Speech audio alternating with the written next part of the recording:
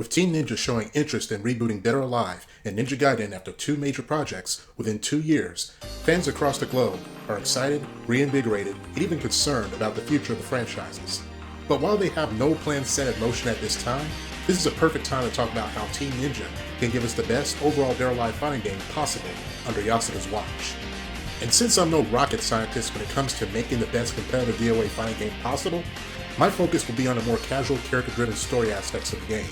In our previous video on the subject, I talked about possible ways Team Ninja can reboot the Dead or Alive series, but today, I'll be giving my take on how the Dead or Alive story can be retold in the most expansive and nuanced way possible. As far as story goes, DOA seems simple and easy to follow on the surface. A mega corporation makes trouble for a powerful ninja clan in order to create invincible bioweapons based on their DNA, using 4 martial arts tournaments within 1 year as a cover-up. At least, that's how it started out.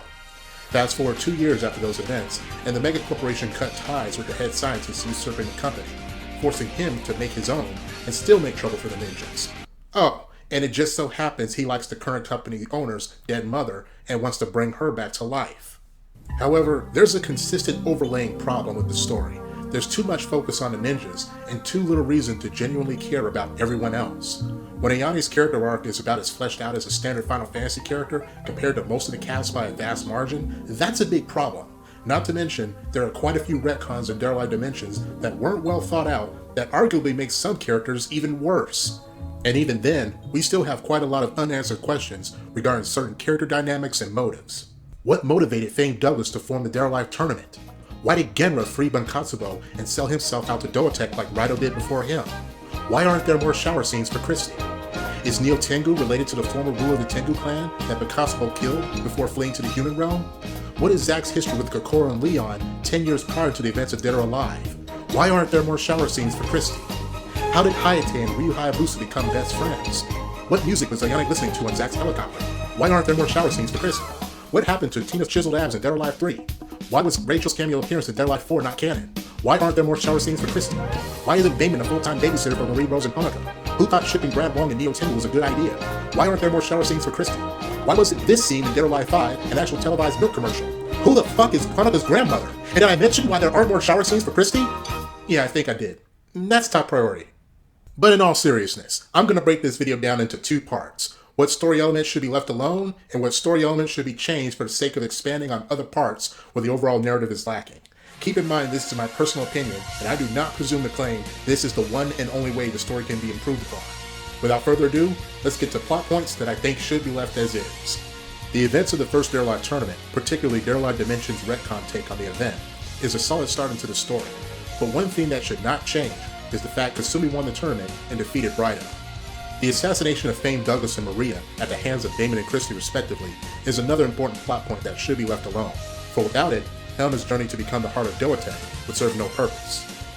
Ayane's troubled adolescence prior to and during the events of Dead or Alive, as well as her victory over her defected master and surrogate mother Genra, should remain unchanged. Victor Donovan's successful creation of Kasumi Alpha, as well as Alpha 152, should remain intact, as they are the key to Kasumi's character development over time. Lisa Hamilton's role as head scientist of Project Epsilon and Project Alpha should remain unchanged. And finally, the Tri-Tower's construction and collapse at the hands of the unleashed Alpha 152. The next section will be scenarios that I think should be changed and what could be a theoretical retelling of the Dead or Alive reboot.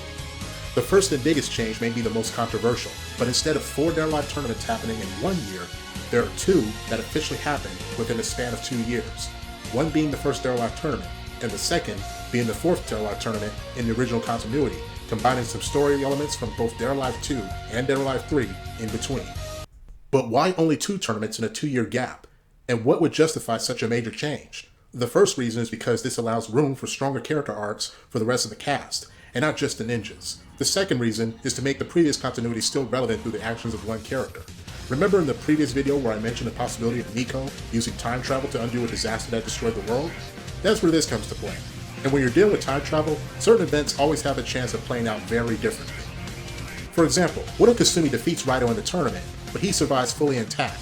This could lead to a domino effect of different outcomes. With Raito alive and Fame Douglas dead, Victor Donovan may prioritize him as his right hand and prematurely betray Christie as soon as she tries, or rather fails, to kill Helma at the opera, resulting in Rhino filling in for Christy and capturing Helena, resulting in no second tournament happening for a while.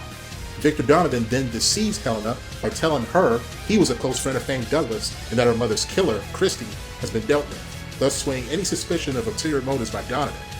He then persuades Helena to remain under the radar for an entire year, as her safety isn't guaranteed out in the public. During this time, this leaves room for several character arcs which could still be done even without the need of an official Dead or Alive tournament. Like further story expansion on what Bateman has been doing during the events of Dead or Alive 2 in the original continuity, while also getting more info on his history with Leon and possibly Zack. As for Christy, the time-traveling Nico is introduced early on to assist Christy from being taken out by DOA personnel who were ordered by Dump and the killer at the opera, and without revealing too much about herself, Nico compensates for Christy's services to get revenge on Victor Donovan, if only because she suspects he lied about her father's disappearance. This could also be a chance to give further insight on how Christy became one of the world's deadliest young assassins. There's also an opportunity for providing more character depth to Jan Li, Lei Fang, Elliot, Brad Wong, and Gen Fu, all of whom are residing in China. Jan Li's backstory in his past and the fragmented memories of his parents can be expanded upon, while also giving a visual backstory of how he and Lei Fang first met when he saved her from a gang of thugs. Gen Fu's story arc still revolves around his granddaughter falling ill, but since he can't attend a tournament that doesn't exist, this is where we work around a common subplot revolving around Jan Li and Lei Fang. Remember those thugs from Jan Li and Lei Fang's endings in Dead or Alive 3? What if they're repurposed for being connected to the Triad? For those who don't know, the Triad is China's take on a long-standing organized crime wave, much like Japan's Yakuza. The Triad wants Gen Fu's services in organized crime, hearing of his feats as a martial artist at a younger age, which inspired even the likes of Fang Douglas to host the Dead or Alive tournament. Gen Fu refuses, and without warning, take the ill Mei Lin as leverage to force him to change his mind. Offering to help, Lei Fang assists Gen Fu to take down the criminal head, if only because she noticed that child trafficking has been far more frequent lately. Jan Li was working as a bouncer, but didn't know he was working for people connected to the Triad. As an aside, Brad Wong undergoes training by his master Chen, who is friends with Gen Fu. Without directly assisting Gen Fu and Lei Fang, Chen tells Brad to look for a fine wine where the Triad's criminal head is located, and hilarity ensues along the way as he ends up assisting the martial artist to get the wine. Elliot is also introduced as a young tourist from England who was seeking out Gen Fu. As far as Baz, Tina, and Lisa's character arcs are concerned, with DOA currently in inactivity and no Dead or Alive tournament in sight for a while, Tina now has a justifiable reason to pursue other careers. However, Baz still has trouble accepting it, issuing a challenge to her to sell it once and for all. During this scenario, we get some backstory on Baz's rise to fame, his enthusiastic fan base, including a young Mila, and his relationship with his future wife Alicia, who would pass away nearly years after Tina was born. As a result of this challenge, Tina pursues an acting career for 1 year, then takes up Zack's offer for a vacation on Zack Island, which he bought through massive casino winnings. There, she would meet Lisa Hamilton. Bored with Hollywood and missing her friend, Tina decided to go back to wrestling after Helena formally announced the second Dead or Alive tournament. Tina also offered Lisa the chance to pursue the wrestling career as well. With Baz coming to terms with Tina's freedom, he decided to pursue a dream of his own in a Hyper Battle Grand Prix, which would take him to Japan. There, he would cross paths with Zack and Kokoro, the former who would be a guest announcer at the event, and the latter who was attending to support her dear friend, since they had known each other over 8 years ago under complicated circumstances.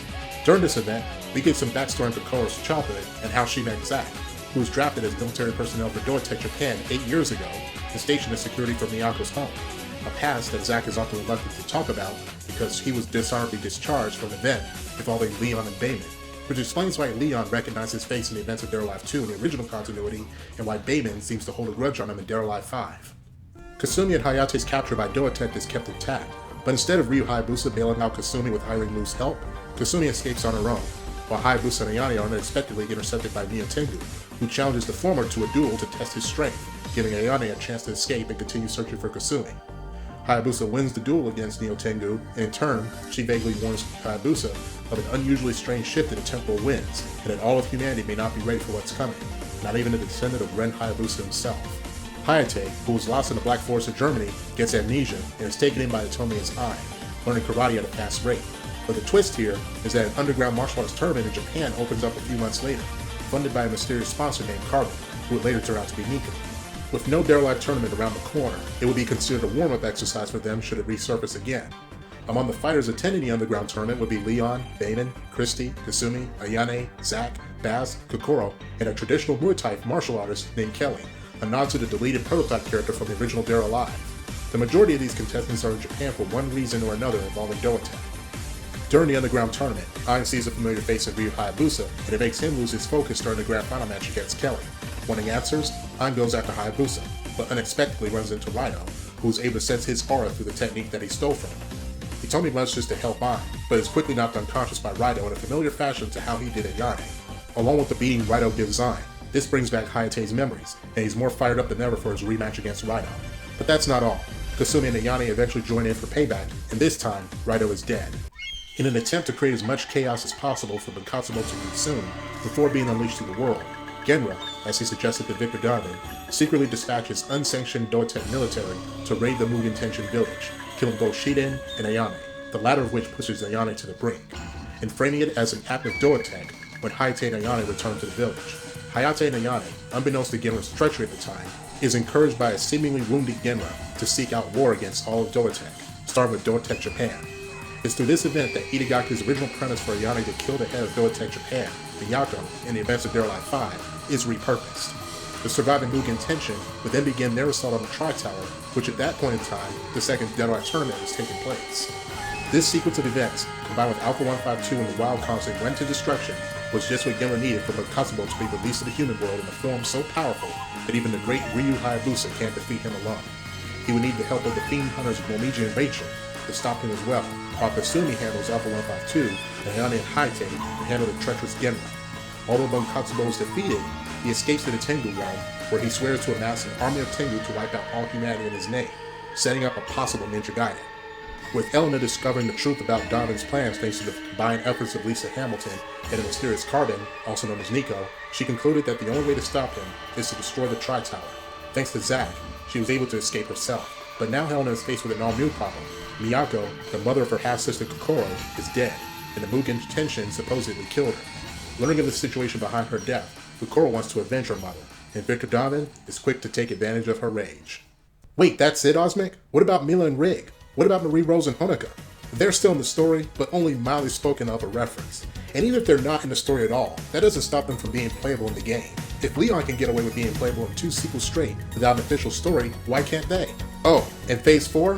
She's retconned as Kasumi Alpha with Phase 4's moveset. So you could say that as far as gameplay goes, she isn't phased out for good. Pun intended. Anyway, that's my theoretical DOA reboot involving the first 4 games. For all we know, the story may be entirely different, but at least it was fun to speculate on it. In Part 3, I'll be talking about a subject which, well, has nothing to do with the game directly at all. Just know that the subtitle will be called Rebuild. I'm Awesmic, and I'll see you next video.